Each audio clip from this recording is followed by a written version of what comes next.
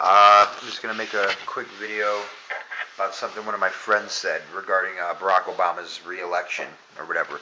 They said, welcome to communism. Part 2, I guess. I don't know, since it's his second term, perceived to be.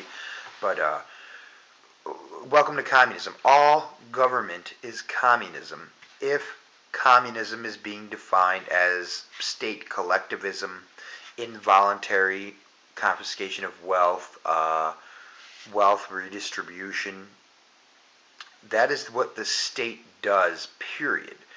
First and foremost, the state demands your wealth and obedience. It doesn't ask you politely if you want to fund their so-called defense system. It demands that you pay for it under threat of force for disobedience, for noncompliance.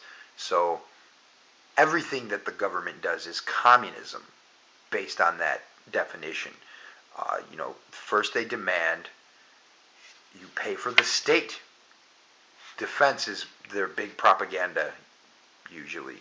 Protection or defense of the nation, the country, or really what it boils down to is the region. But so they demand you pay. So just think about this too. Ron Paul. All these people vote for Ron Paul. Let's say he's perceived to win the election.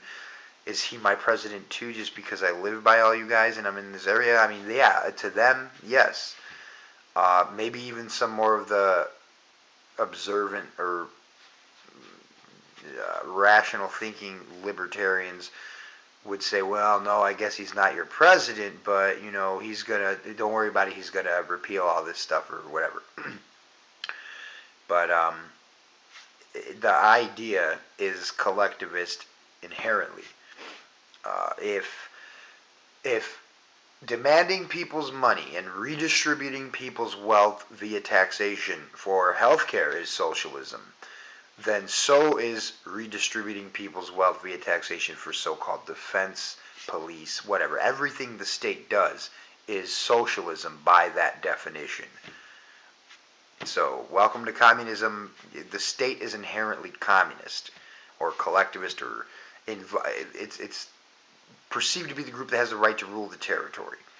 So I know there's a lot of different people who say that's not communism. Communism, statelessness and classlessness and all this stuff and whatnot really all just boils down to the same thing. Marxism is a statist philosophy. Bottom line, all you have to do is read anything that the guy wrote. And, he could sit here and say the same things basically Ron Paul saying as well, we want the state to be gone eventually, but for right now, put me in power. But it's all involuntary collectivism. It's all communism by that. So by that definition. So welcome to communism is just, of course it doesn't really make any sense, but it's always been communism. It's always been the same thing. And especially if it's welcome to communism because he won a second term, well then, what was the first term? He wasn't yet a communist. No, the entire thing is basically communist. So people, libertarians and people who support Ron Paul, they're all communists too. They just don't get it, obviously. The state is inherently collectivist, inherently funded by involuntary wealth redistribution, by confiscation of wealth and property, and demanding people pay for whatever thing that they demand that they fund.